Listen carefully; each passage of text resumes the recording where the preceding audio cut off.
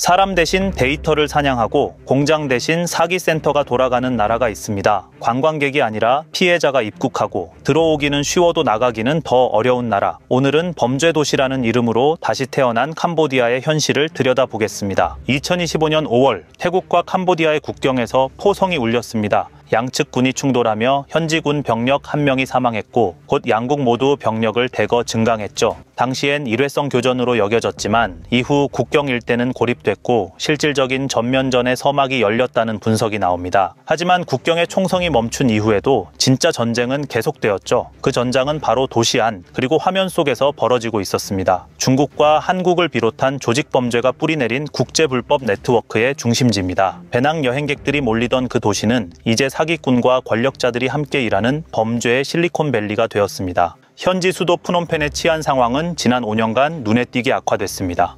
특히 외국인을 노린 절도, 강도, 성폭력, 마약 거래 등이 꾸준히 증가하고 있죠. 2020년대 초반까지만 해도 비교적 평범한 곳이었지만 이제는 국제 통계에서 중위 수준 이상의 위험 지역으로 분류되고 있죠. 그 결과 2025년 아시안 국가 중 치안 불안 지수 1위라는 불명예를 차지하게 되었죠.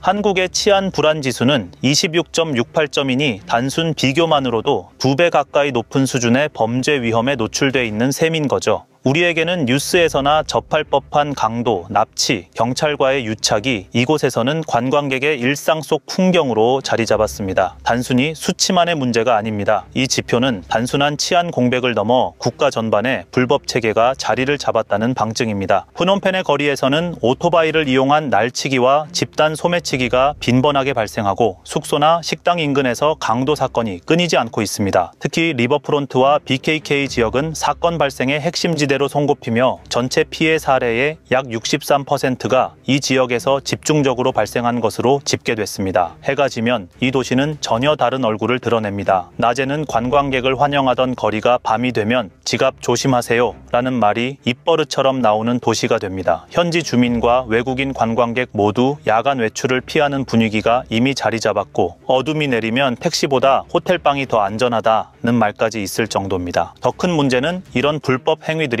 처벌받지 않는다는 인식이 이미 만연해 있습니다. 치안을 책임져야 할 현지 당국은 제 역할을 하지 못하고, 아니 정확히 말하면 하지 않는다라는 것에 가까울지도 모릅니다. 뇌물을 주지 않으면 신고조차 외면하고 범인을 잡는 대신 합의하라며 협박성 조언을 건네는 경우도 비일비재하죠. 심지어 경찰조차 불법 행위를 방조하거나 아예 범죄자와 공모했다는 의혹까지 제기되고 있습니다. 이쯤 되면 경찰이 있어 더 위험하다는 말이 유행처럼 퍼질만 합니다. 신호등은 켜져 있지만 작동하지 않는 도시, 지금의 프놈펜이 그렇습니다. 안타깝게도 이 상황이 끝이 아니라 시작일지도 모른다는 것입니다. 그 시작 중 하나가 바로 디지털 범죄 공장입니다. 겉보기엔 일반적인 사무실처럼 보이지만 안에서는 폭력과 감시가 일상인 현대판 강제노동장이죠. 수천 명의 외국인 노동자들이 감금된 채 연애, 투자, 암호화폐를 미끼로 한 웹 기반 기망 행위에 동원되고 있습니다. 휴대폰과 여권은 빼앗기고 탈출 시도는 곧 폭행으로 이어지는 곳이죠. 대표적인 기만수법 중 하나가 바로 피그 부처링입니다. 처음에는 친근한 대화로 신뢰를 쌓은 뒤 암호화폐 투자나 고수익 링크를 빙자해 피해자가 클릭하도록 유도하고 그 과정에서 수천만 원에서 수억 원에 이르는 자금을 갈취하는 방식입니다. 피해자에겐 인생의 기회였겠지만 범죄 집단에겐 단지 하나 더 걸려든 먹잇감이었을 뿐이죠. 이런 불법 작업장들이 폭발적으로 늘어난 곳이 바로 캄보디아 남서부의 해안 도시 시안우크빌입니다. 한때는 배낭 여행객들의 인기 있는 휴양지였지만 중국 자본이 밀물처럼 들어오고 수십 개의 카지노가 들어서면서 분위기는 급변했습니다. 카지노 밀집 지역을 중심으로 이런 전화 기반 사기 시설이 확산되며 키보드 소리와 전기 충격기 작동음은 이제 이 도시의 일상적 배경음이 되었습니다. 놀라운 점은 이 같은 네트워크가 수년간 버젓이 운영되어 왔지만 정작 단속은 형식에 그쳤다는 사실입니다. 2025년 상반기 현지 당국은 2,000명 이상의 외국인을 체포하거나 추방하며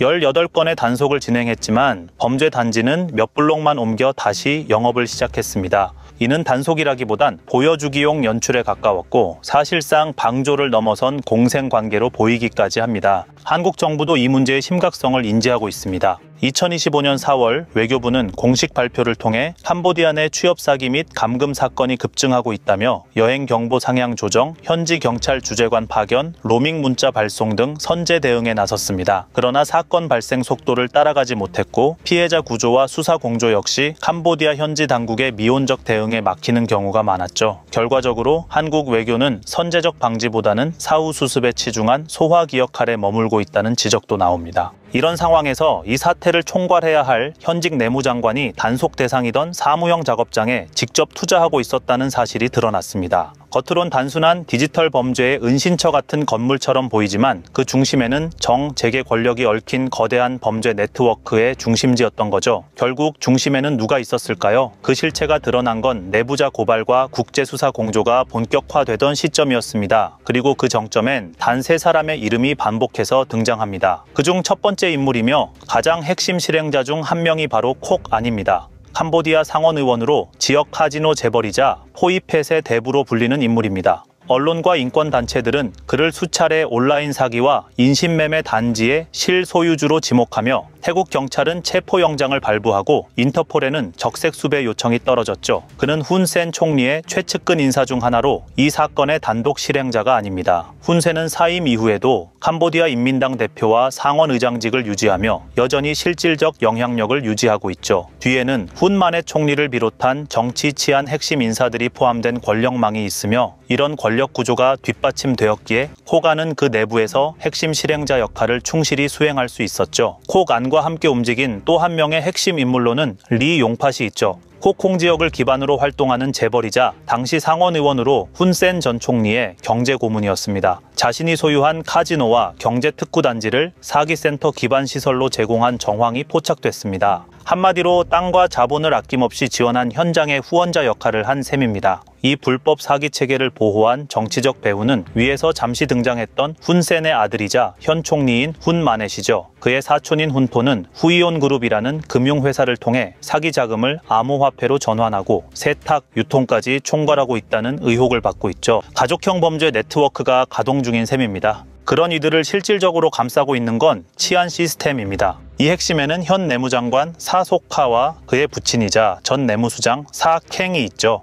이들은 수년간 캄보디아 경찰 조직을 장악해온 인물들로 불법 시설 단속 책임자였던 이들이 오히려 그 투자자였다는 점에서 이제는 우연으로 보기 어렵습니다. 정리하자면 콕 아는 땅을 제공하고 리 용팟은 자본을 밀어넣고 훈마넷 일가는 정치적 보호를 제공하며 경찰 수뇌부가 눈을 감는 형태입니다. 범법 구조는 조용히 숨어들기보단 치밀하고 체계적으로 돌아가는 산업 시스템처럼 움직이고 있습니다. 겉으론 법과 제도로 포장되어 있지만 그 안에서는 범죄가 매뉴얼처럼 작동하고 있습니다. 정부는 감시자가 아니라 사실상 그 시스템의 운영자가 된 셈이죠. 이쯤 되면 공공의 적은 공공 그 자체인지도 모르겠네요. 이것이 지금 캄보디아에서 작동하고 있는 권력형 사기산업 네트워크입니다. 시아누크빌은 디지털 착취 산업의 시범지구였고 비슷한 일이 벌어지는 곳은 훨씬 더 많습니다. 바벳, 포이펫, 푸삿 등 생소한 국경 도시들에서도 유사한 디지털 기반의 인권 침해 시스템이 급속히 확장되고 있습니다. 이 나라의 국경 도시들을 위성 지도로 확대해보면 일정한 간격으로 들어선 불법 작업장이 마치 국경을 따라 형성된 어두운 산업벨트처럼 보입니다. 단속을 피해서 흩어진 것인지 처음부터 전략적으로 설계된 위치인지 의문이 드는 지점이죠. 분명한 건 그 위치들이 결코 우연은 아니라는 점이죠. UN 보고서에 따르면 이 나라에서만 10만 명 이상의 사람들이 불법 경제 구조에 강제로 편입된 것으로 추정되고 동남아 전체로 범위를 넓히면 미얀마와 캄보디아에서만 총 20만 명이 넘는 사람들이 데이터 뒤에 숨어있는 강제 노동자들로 살아가고 있는 셈이죠. 세계 최대 규모의 인권 단체 중 하나인 앰네스티 인터내셔널은 전국 곳곳에 최소 50세 개의 사이버 범죄 허브로 활동 중임을 확인했으며 유사 구조를 가진 45곳의 의심시설도 존재한다고 밝혔습니다. 이 불법 복합시설에서 탈출한 피해자의 증언에 따르면 전기 충격, 감금, 아동 노동까지 심각한 인권 침해가 매일 반복되는 일상이었다고 말합니다. 이쯤 되면 현대판 노예제도라는 말이 전혀 과장이 아니게 들리죠. UNODC의 최근 보고서에서는 이 그림자 산업 구조가 창출하는 불법 수익은 캄보디아 전체 GDP의 40에서 60%, 약 437억 달러 규모가 된다고 밝혔습니다. 불법 산업이 국가보다 더 큰 힘을 갖게 된 지금 이 나라의 뼈대는 이미 범죄가 대신하고 있습니다. 그런데 왜 이 모든 일이 이곳에서 가능했을까요? 여기에서는 이런 정교한 구조가 뿌리내릴 수밖에 없는 토대와 환경이 촘촘하게 쌓여 있습니다. 무엇보다 경제적 기반이 너무 취약합니다. 코로나 이후 수십만 명의 청년들은 일자리를 잃었고 고수익이라는 유혹에 못 이겨 국경을 넘거나 자국의 디지털 작업장으로 스스로 발걸음하기도 했습니다. 그들의 새 출발은 희망이었지만 그 희망은 곧 지옥으로 변했습니다. 정치권, 사법부, 경찰까지 이 나라의 구조 전체에 부패가 깊이 스며들어 있었던 거죠. 범죄 시설의 실소유주가 누구인지 묻는 질문은 금세 사라지고 책임지는 사람은 없습니다. 아무도 대답하지 않기 때문이죠. 그리고 이러한 생태계를 정교하고 대담하게 설계한 건 외부 세력이었습니다. 중국계 범죄 집단들이 대규모로 진출하면서 사기, 돈 세탁, 인신매매가 하나의 유기적 범죄 생태계로 통합되었습니다. 중국 본토뿐 아니라 대만, 홍콩, 말레이시아 등에서 활동하던 집단들 또한 동남아로 흘러들어와 카지노를 돈 세탁 창구로 사용하고 디지털 기망을 주요 수입 기반으로 활용하고 있었죠. 또한 불법 활동에는 한국계 보이스피싱 조직도 일부 연루된 사실이 확인되었습니다. 최근 한국 수사당국은 현지에 기반을 둔 한야 콜센터 관련 조직원 18명을 검거했으며 이 중 40여 명의 한국인이 관리자나 상담원 형태로 활동한 것으로 확인되었다고 보도가 나왔죠. 이 불법 시스템은 수백 명이 투입된 기업형 탈법 구조로 운영되고 있었고 한국인 다수를 감금한 뒤 단기 고수익을 미끼로 한 온라인 업무형 기망시설에 강제로 투입된 정황이 확인됐습니다.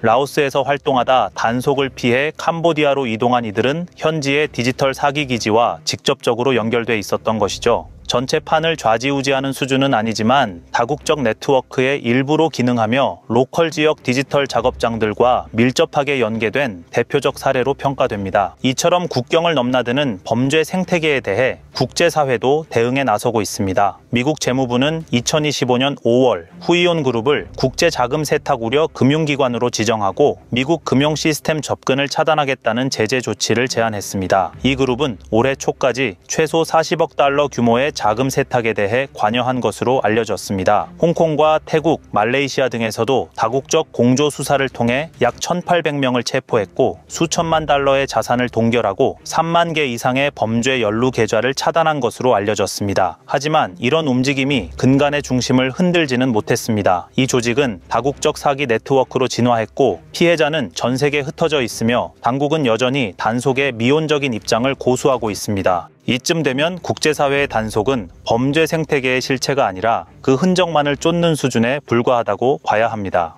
지금의 캄보디아는 디지털 범죄 산업 위에 세워졌습니다. 불법은 예외가 아니라 이 나라의 일상이 되었고 부정은 시스템처럼 굳어졌죠. 정부는 감시자가 아니라 설계자였고 경찰은 수사관이 아닌 투자자였습니다. 법은 범죄의 면죄부가 되어버렸습니다. 듣기엔 먼 이야기 같지만 그렇지 않습니다. 지금 이 시간에도 우리가 스크롤하는 그 화면, 그 뒤에는 누군가가 감금된 채 손가락을 움직이고 있을지도 모릅니다. UN, 앰네스티, 미국 재무부, 한국 정부 등 수많은 기관이 문제를 파악하고 때로는 개입도 하지만 이 구조는 쉽게 무너지지 않을 것 같습니다.